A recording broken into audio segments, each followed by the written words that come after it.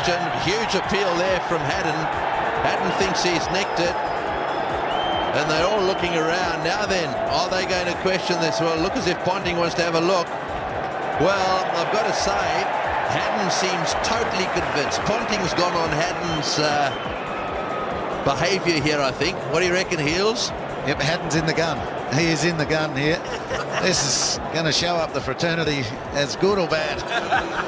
But he has cost Australia something in. The others didn't really like it. He's going to cost the keeping fraternity. That's what you're saying, Ian Healy. That's what I'm saying, Mark Taylor. Well, Hotspot. Let's see if Hotspot's got anything here. I've got to say, I didn't hear anything in my earpiece. Let's see. What is the inside edge? That doesn't tell us anything. No, it's out. It's out. We need Hotspot on the inside edge. Here it is. Nothing. Again, the bottom of the bat has hit Pietersen's pad, maybe. See the bottom inside edge, but not really where the ball has gone through. So Hotspot's let the keepers down.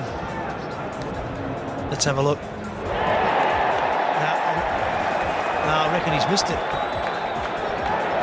The bat was quite a distance from the pad, but there was no real appeal from the bowler. There's our Hotspot. There's nothing there on the bat about halfway up. That's what you need. So I think this decision is going to stay as is, not out. Keeper's in trouble, Heels. He's in trouble, and it might drag on for a session or two as well. I would be raked over the coals for that. Well, there was nothing else anywhere near. I mean, the bat wasn't near the pad or the boot. So I'm afraid this is going to go against the Australians. There it is. Now look at Ricky. Can't believe it. Look at him. Cannot believe it. 2 for 259. Well, there's a bit of a scene out there. It's 2 for 259. Ricky Ponting has blown his top out there with the umpires. He's come straight over. This is the explanation from the umpire. Something about the base of the bat, I think, saying it hit the boot or pad. Ponting saying his bat was nowhere near his pad. We saw the replay up on the big screen. And we'll just watch this. It keeps going. And Siddle joins in here as well. Ponting's not letting go here. No, and Siddle, get away. Get out of there. You leave your captain mouth off if he wants to. I don't know why he's mouth off to umpire number 2. It was number 3 who's given the decision. And I think Aleem Dar saying the white mark was up the bat. If the ball passed up the bat, the white mark was on the bottom. It's a long way for him to go up and speak to number 3. And then he has a chat down the other end. So Ponting really furious about this. It seems that the Australians are convinced that that one nicked the bat. Now, we might have to have a little look. These are live pictures now. Ponting eventually going to his position, talking to Pietersen, and now asking the batsman, who says to him, "Oh, I just got a faint inside edge." Imagine.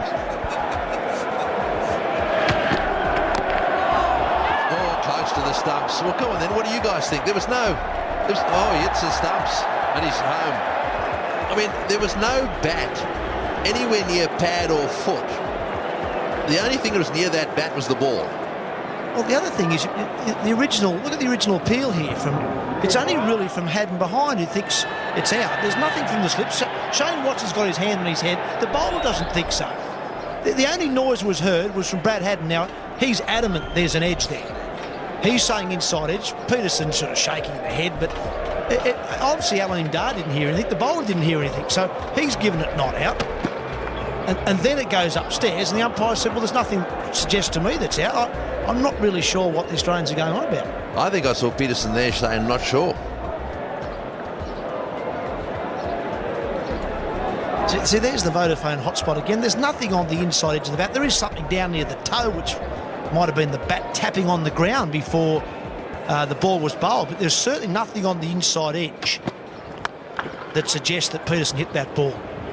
And there was certainly not enough noise for even the bowler to hear it, let alone the umpire, who was Aleem Dar at the time. So I think the right decision's been made. Yeah, well, let's face it, a faint little nick. We've run every replay we've got, and if we can't find anything, Umpire has said not out, well, then that's got to be it.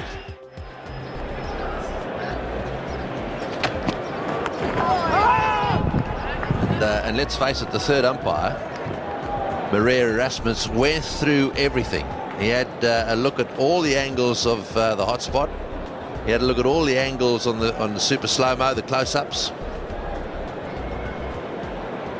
The bottom corner of the bat, the right bottom corner is where the white was on. The ball didn't go past it. The ball passed about 8 to 10 centimetres up the bat.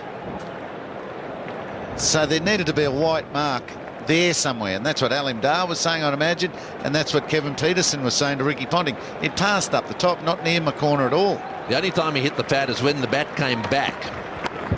So on the way down, it definitely didn't. And that one's played away, and that's brought up Pietersen's 50. There was a cheer from the Barmy Army and boos all round from the Aussies.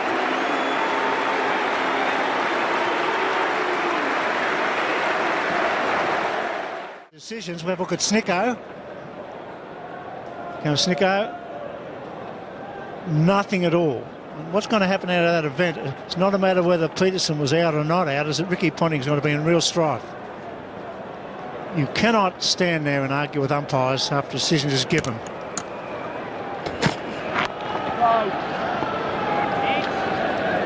Well, and it was, as was said by the guys on before we got in here just now, is that it was the third umpire who made the decision. So, I mean, the querying of both umpires out in the middle, it's close, isn't it? The ball is close to pad. At that stage, the bat is away from the pad. I think the bat comes in to hit the pad, but there's no Vodafone hotspot light.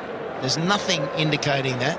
There's no Snicko saying there's an edge, and Ricky argues the point for a hell of a long time.